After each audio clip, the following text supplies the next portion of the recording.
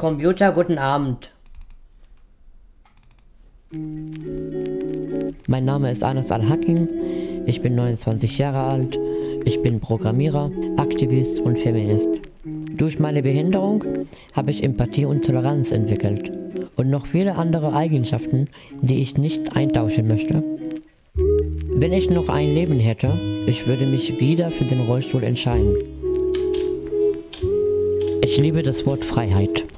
Meine Freiheit wird stark durch meine Umgebung bestimmt. Manche sagen, du bist halt behindert, aber ich sehe das eher so, meine Freiheit wird häufig behindert. Schon eine Stufe hat für mich etwas mit Freiheit zu tun. Generell kann ich sagen, ich bin nicht gern spontan, aber ich improvisiere sehr viel. Ich glaube, es braucht nicht nur gesetzliche, sondern auch zwischenmenschliche Veränderungen. Ich wünsche mir, dass wir mehr miteinander reden, statt übereinander. Für mich sind oft so kleine Dinge, die eine große Bedeutung haben.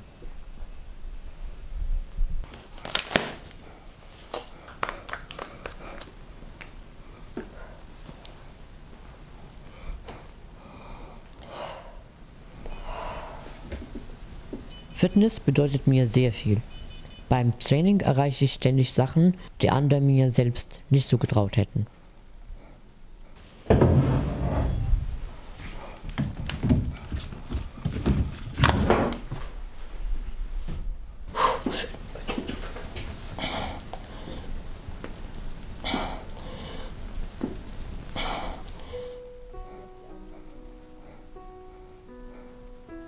Aktiv zu werden war immer mein Wunsch. Es hatte zu Beginn weniger mit meiner Behinderung und mehr mit meinem Migrationshintergrund zu tun. Bei Empowerment Now setzen wir uns dafür ein, dass Menschen mit Behinderung und Migrationshintergrund auf allen Ebenen besser wahrgenommen werden. Ich persönlich beschäftige mich mit dem Abbau der Barrieren im Kopf und in der Außenwelt. Das Wort Entschlossenheit mag ich viel mehr als das Wort Motivation. Wenn du entschlossen bist, dann setzt du dein Vorhaben um. Das Wichtigste in meinem Leben ist die Freiheit.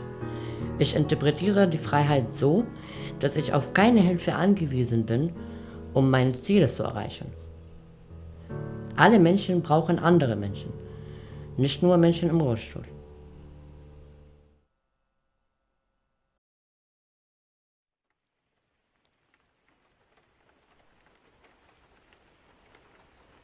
Die Stille stört mich nicht. Der Krieg ist laut. Ich mag die Stille.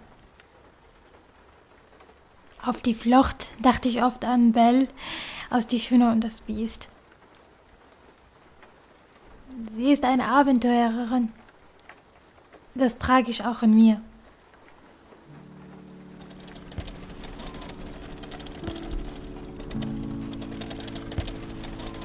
Mein Name ist Nujin Mustafa. Ich bin eine geflüchtete Frau, Kurdin und Menschenrechtsaktivistin. Mein erstes Interview war gleichzeitig mein bestes. Ich gab es einem Reporter an der ungarisch-serbischen Grenze. Auf meine Lebenslust daran bin ich stolz. Doch was mich immer trifft, ist das überraschte Gesicht des Reporters. Es sagt, ungewöhnlich, dass du es bisher geschafft hast. Erstaunlich, dass deine Familie dich nicht zurückgelassen hat in Syrien im Krieg. Es macht mich wütend, dass Menschen mit Behinderung oft nicht mitgedacht werden. In meinem Leben wurde ich oft unterschätzt. Doch ich habe immer an mich geglaubt. Ich liebe es, ich selbst zu sein. Heute verbringe ich nur noch Zeit mit Menschen, die positiv für mich sind. Vor allem meine große Schwester. Geografie. Okay. Australien Hauptstadt. Canberra. Kanada Hauptstadt. Ottawa. Es wäre schön, wenn Menschen dieses Video schauen und sich denken, oh, sie macht ja ähnliche Sachen wie ich.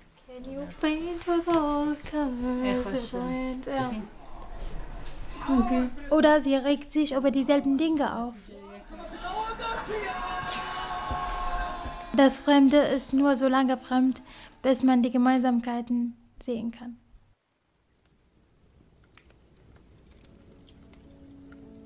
Ich bin eine geflüchtete Frau mit Behinderung. Mit dem Empowerment Now kämpfe ich dafür, dass Geflüchtete und Menschen mit Behinderung endlich gleichwertig von der Gesellschaft wahrgenommen werden. Unsere Fähigkeiten und unsere Träume sind nicht anderes als die von Menschen mit einem deutschen Pass und ohne Behinderung. Ich glaube an eine positive Zukunft für uns und ich glaube daran, dass wir sie verdient haben.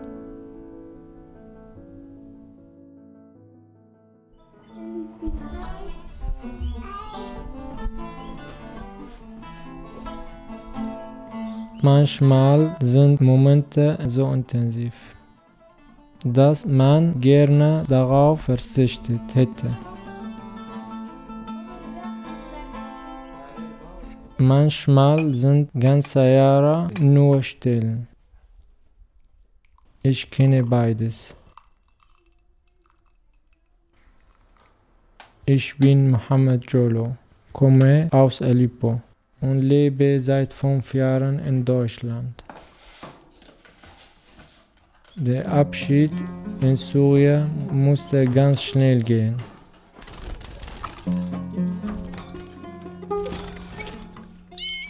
In Deutschland kommt mein Leben sehr langsam voran.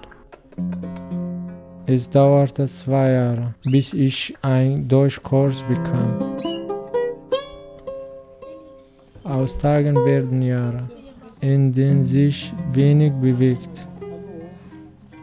Nur meine wunderbaren Kinder wachsen. Und dann auf dich schmeißen, dann bist du Eismensch. Ich will guter Vater sein. Sie hat kleine Wohnung und sie wohnt alleine. Als blinder Mann, ich kann mir vieles gut merken. Katze, Huhn gegessen, das hier. Und sagt, ja, ich bin satt jetzt. Ich gehe ins Bett und in Ruhe schlafen. Und es ist fertig. Hat dir gefallen?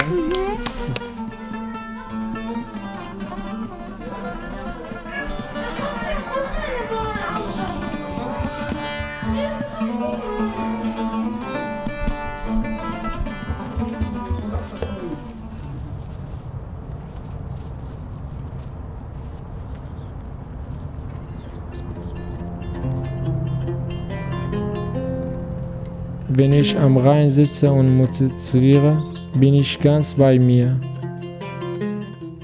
Ich habe eine besondere Beziehung zum Rhein. Er erinnert mich an Syrien. In Syrien habe ich Philosophie studiert. Die Einrichtungen in Deutschland sind nicht auf Bedürfnisse von blinden Menschen ausgerichtet. Es gibt keinen Deutschkurs in Blindenschrift. Ich bin bei Empowerment Now, weil ich die Situation von behinderten Leuten verbessern möchte.